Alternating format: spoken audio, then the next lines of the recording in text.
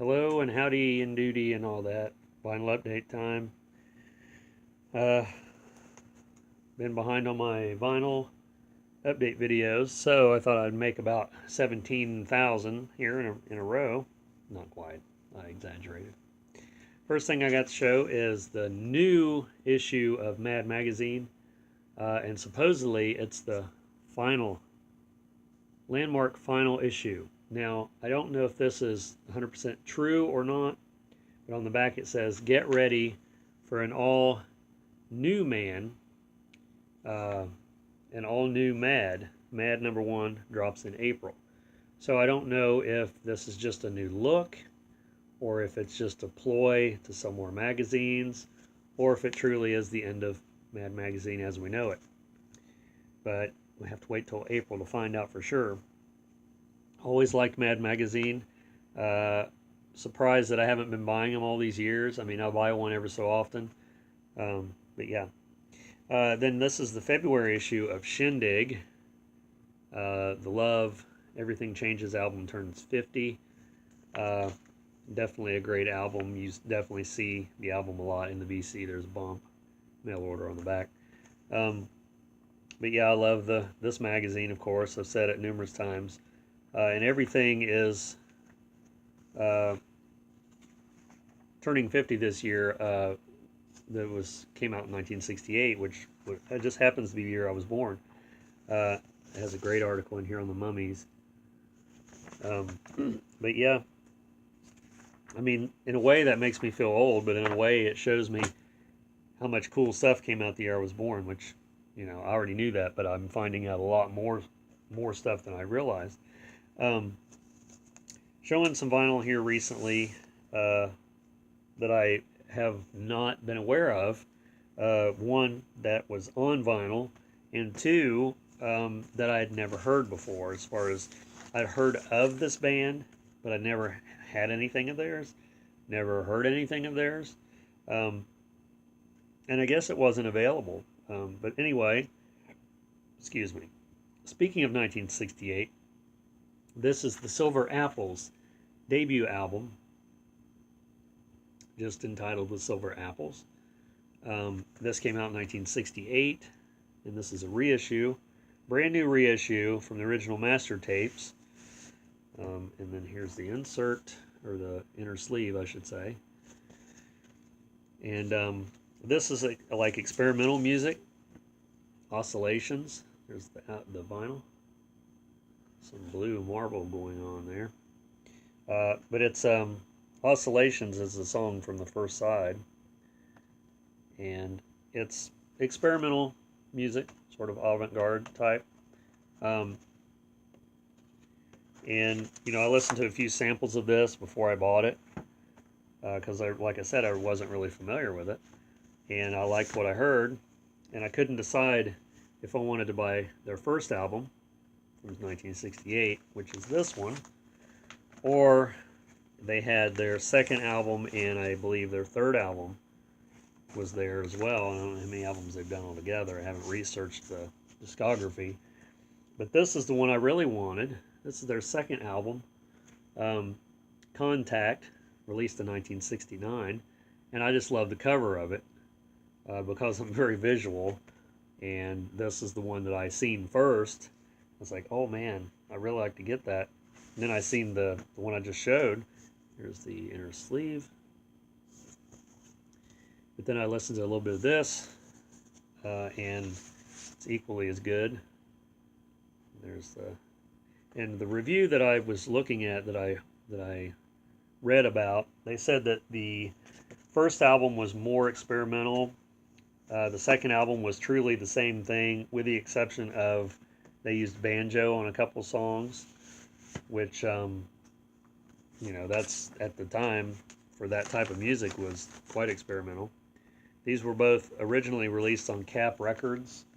So yeah, if you are interested in some 60s psychedelic experimental type music, there it is.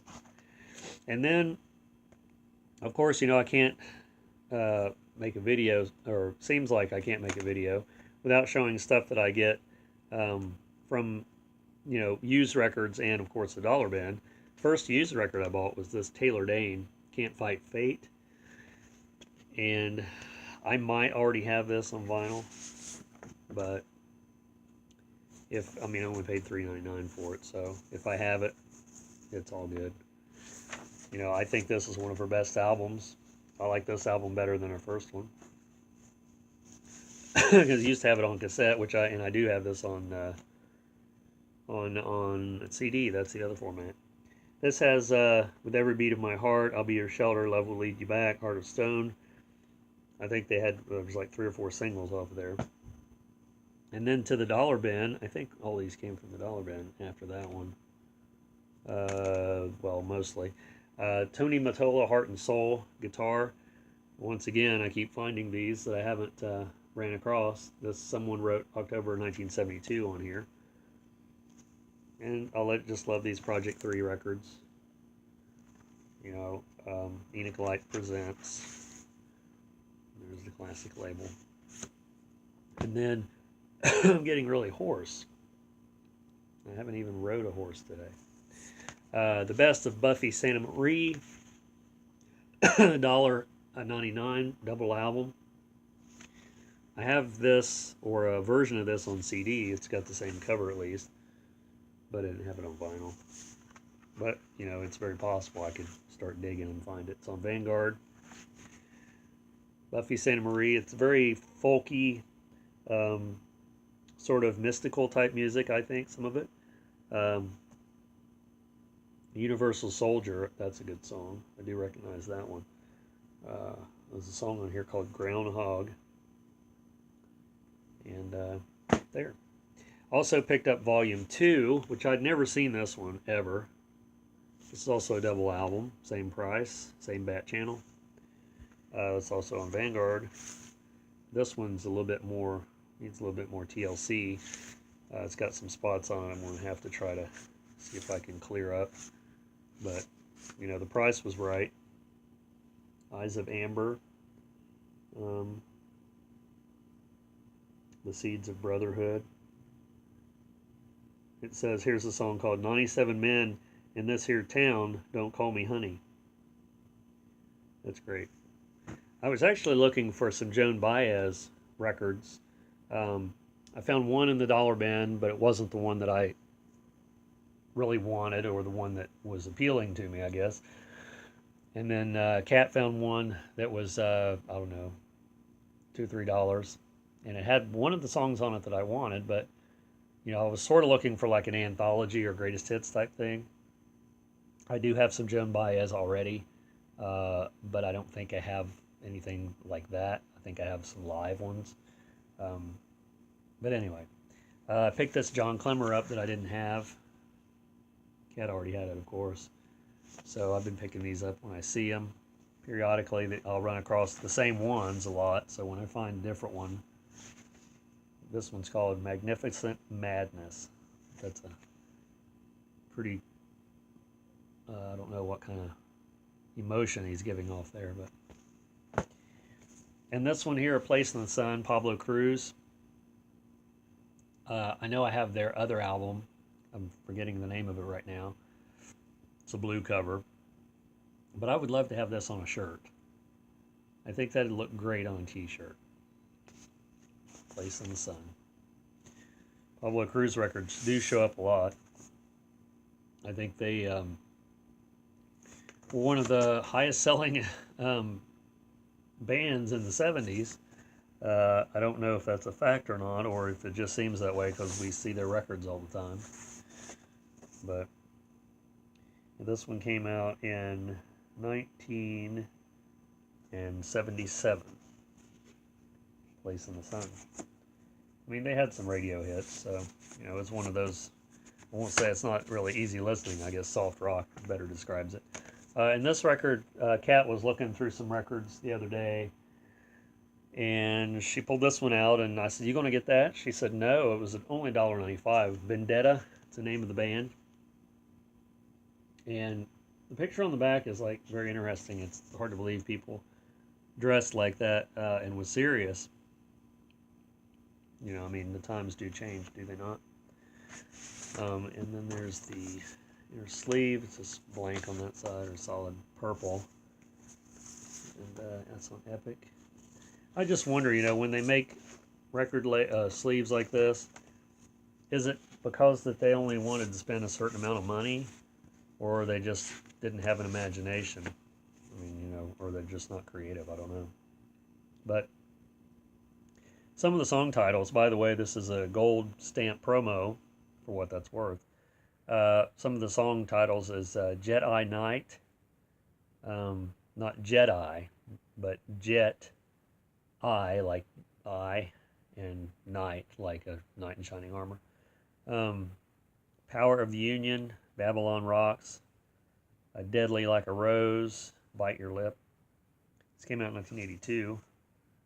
And there he is with his jackhammer. I don't know if you can pick that up. My videos seem really dark all the time. And the last one here I got is a record that actually it's an artist that I always look for. I don't know how many records that that she actually had released, but this is one I'd never seen. Little Marcy and the Bible Book Store of the Bible Storybook. I'll get it right in a minute. Marcy Tingler was the voice behind Little Marcy. There she is supposedly reading a book. And this is just stories. It's on Word Records. This was at a bookstore that had a few records, but not many. And that was the only one I got that was something out of the ordinary that I didn't have, that I had to have. So yeah, if you like any of those records, try to look for them, check them out. I mean, the Silver Apples is a new reissue, so you might be able to find that. And then, of course, some of these other ones are a little more obscure, but the new issue of Shindig, that one's the February issue, you should be able to find that still, and the new issue of Mad Magazine is the April 2018 issue. So that's all we have. Can you see it says, back here, it says, I like you, you're different. And then if you pan over here, you can see Slash back there under the stairs. That's where he lives. That's his home back there. So say hi to Slash. So thanks for watching, subscribing, etc., so on and so forth. And we'll see you in the next final update next time around.